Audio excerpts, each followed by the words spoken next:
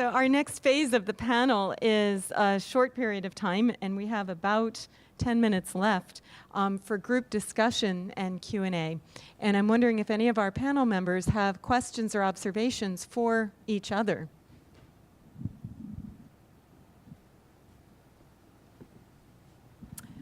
What has made it the hardest so far for getting an interdisciplinary group up and running at UCSD? What would you say was the biggest challenge you faced? Perhaps Kim, Chaitan?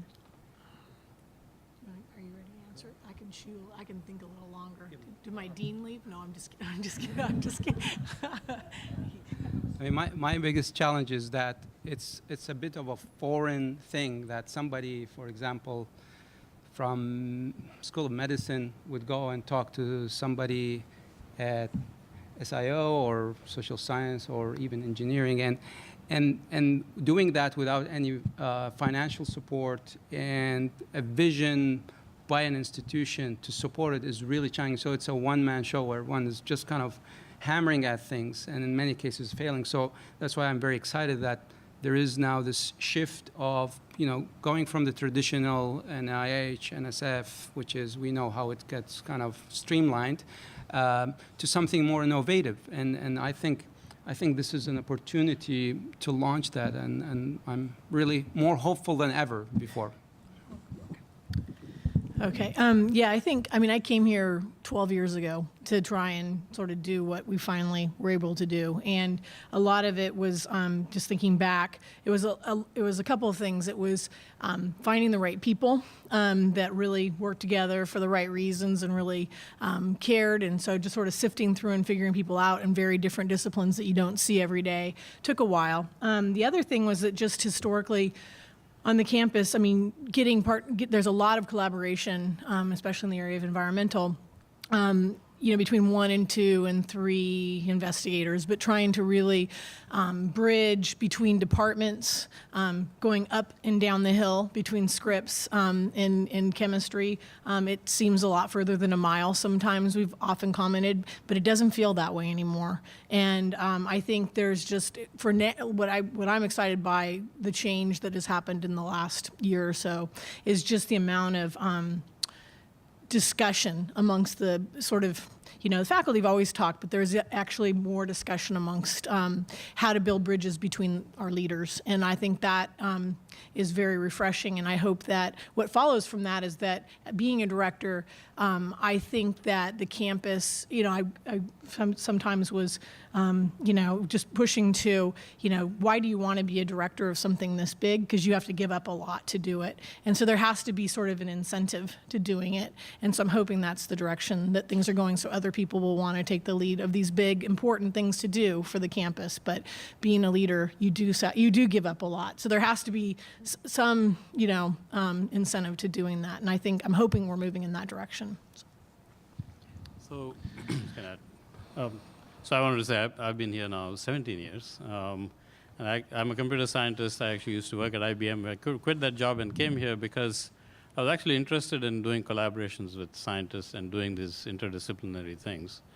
So from an SDSC perspective, I feel like that's actually what SDSC does. SDSC is in the business of doing multidisciplinary collaboration, so that comes sort of naturally to us. That doesn't mean to say that it's easy to do.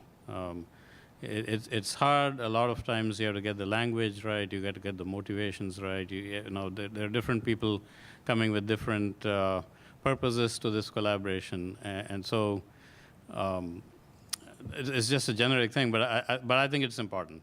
So in a way, I would say maybe I was ahead of the curve, or maybe SDSC was ahead of the curve, and campus is catching up now.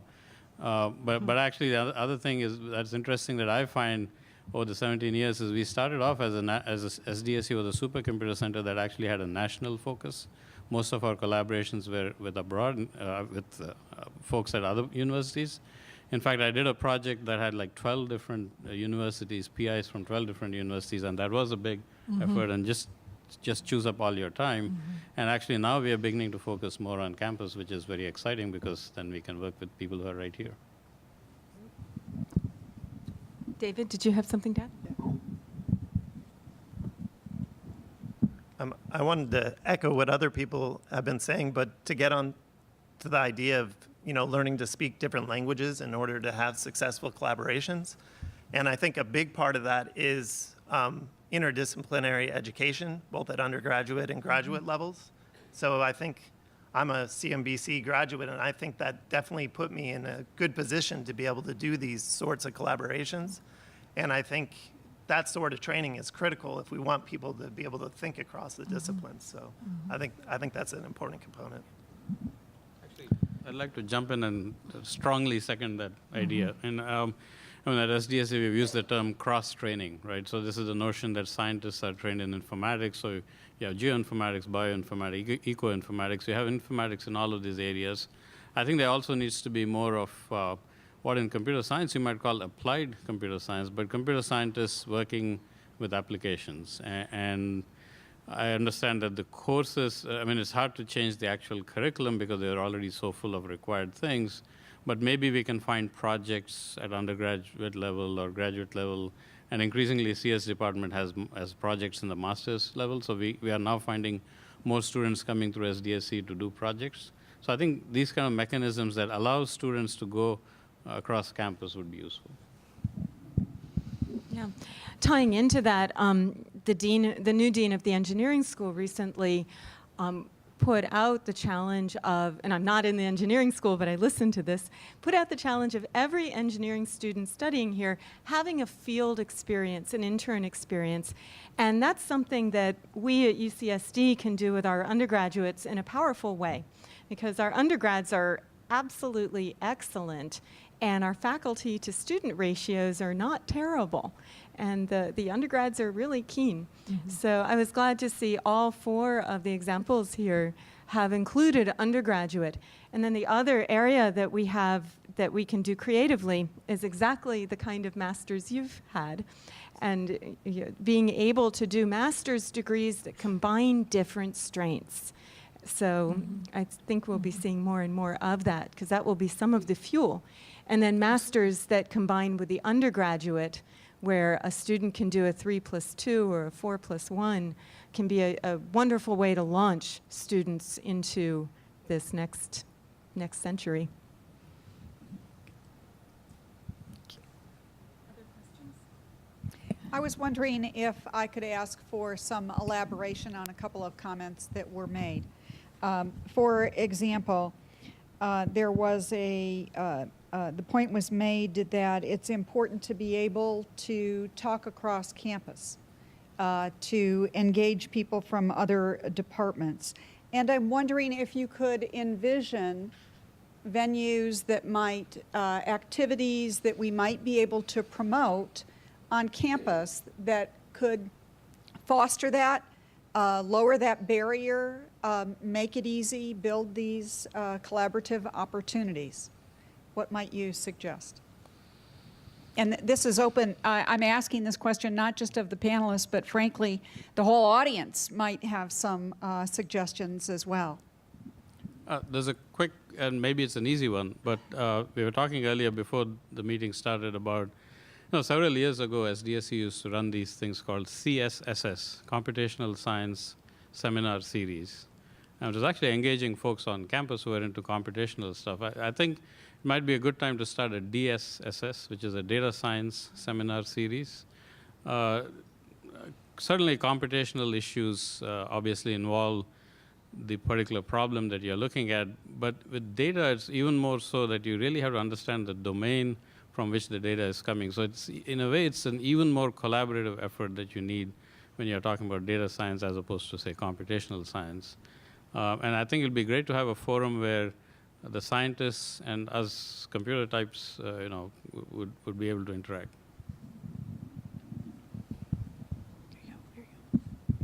Okay, thanks. I think 2 ideas. One is making some kind of student competition for undergraduate, graduate level, where it's high profile, attended by the chancellor and the deans, to give prizes, monetary, probably if students would like more, where the best interdisciplinary project by a student at H level. And the other idea is that the Office for Research Affairs would dig into these very silver lining funding opportunities that do cross, which they're very rare and very difficult to find. And then they know who are the people and say, look, there's this funding opportunity that crosses, and I think that's... I just had one idea, and I think if we could have a UCSD-wide seminar series, it's hard to collaborate with people if you don't know what they do. And I think the chance to really learn what our colleagues around campus are doing is relatively limited. Scripps recently initiated a Scripps-wide seminar series, and I think that's been really useful, and I think if we could scale that up to the entire campus, a lot of good things could come from that. Can I add to that? I think that's a great idea. The only thing is that we already go to so many seminars, and so not to complain, but I think what would be really helpful is if it was available on the web that you can watch it when you want to, because then I think I would be able to benefit. Instead of watching another Downton Abbey or something, I might watch a seminar. Maybe not, but maybe not. In addition, exactly.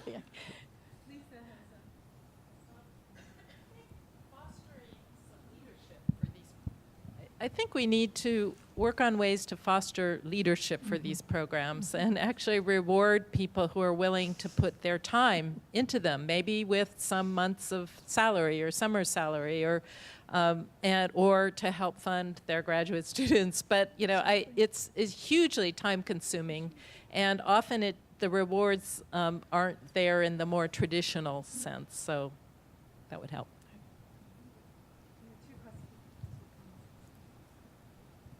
I just think this is such a great question.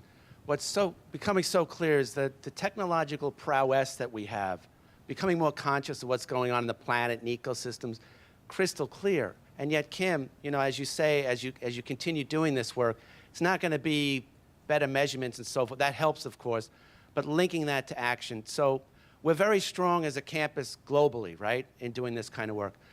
One possibility for thinking this through, how to meet the engagement thing.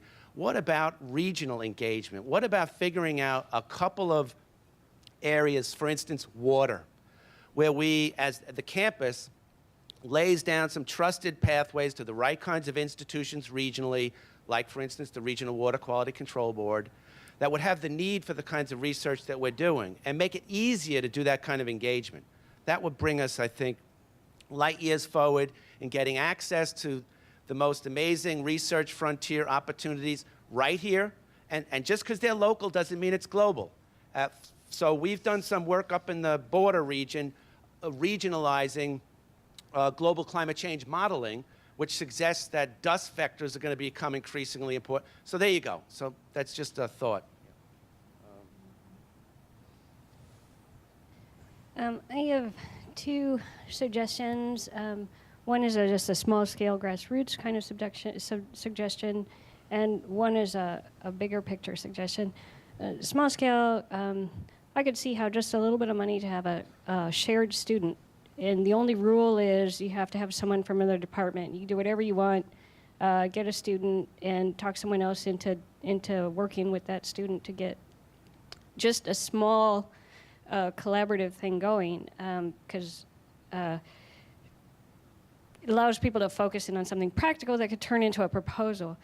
From the large scale, I think what would help is actually to know the rules of the game here, because it was explained that the purpose today is to hone these ideas, and I don't know if maybe other people have a better understanding than I do about how these different projects and directions have been established, but I didn't vote. I can see now the email I missed where I was supposed to vote, and I look at the vote, and there are 4 votes, and sometimes there's the number of votes for a project, number of authors. So I kind of would like to, I think that it's fair for us when we're talking about ways to move forward is that we know the rules of the game, and we write a proposal to NSF, we know what the rules are. And here we're talking about this large initiative, the direction that the university is going, but we don't really know the rules in which we can operate and establish collaborations.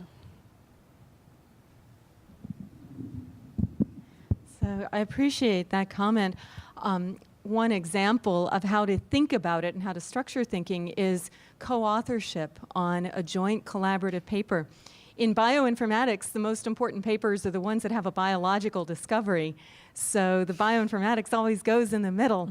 And I've always wished that we could have circular lists of authors where there is no beginning and no end, and at least corresponding authors. Yeah, but these are the practical kind of mechanisms that can help with these sorts of things.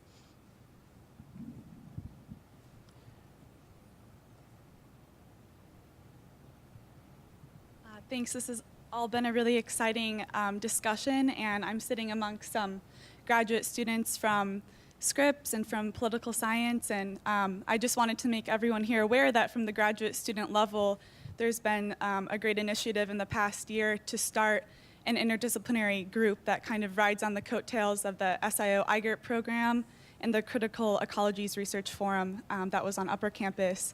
And so we've created a new group in the past year called the Interdisciplinary Forum on Environmental Change, with the ultimate goal of establishing some graduate-led interdisciplinary research projects. And we've had a very successful run so far, and we're looking for more faculty support. And so it's really exciting to hear about everybody mentioning undergraduate, graduate, postdoc level support for interdisciplinary work. And so if you're interested, you can find us, but thank you, we're really excited.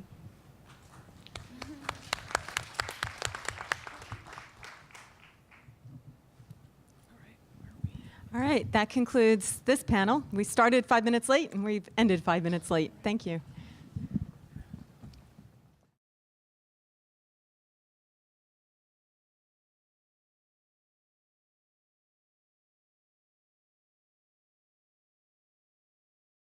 Really more hopeful than ever before. Okay.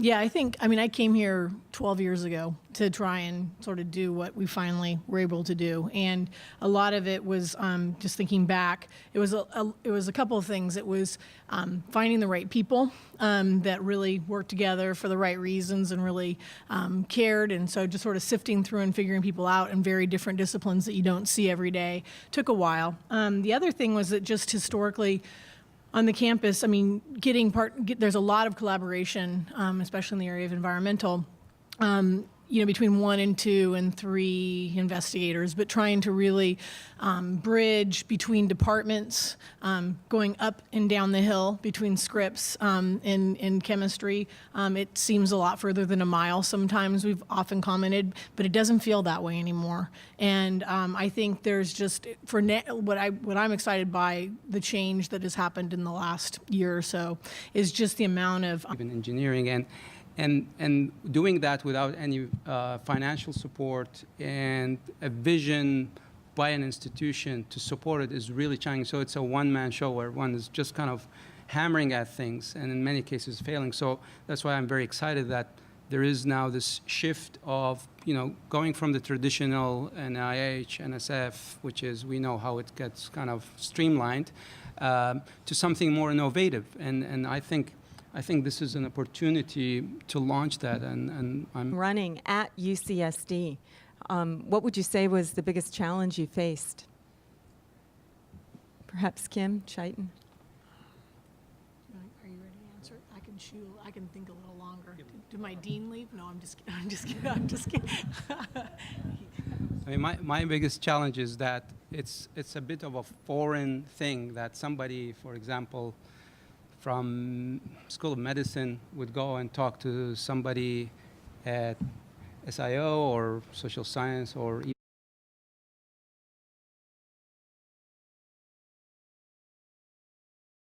So our next phase of the panel is a short period of time, and we have about 10 minutes left for group discussion and Q&A. And I'm wondering if any of our panel members have questions or observations for each other.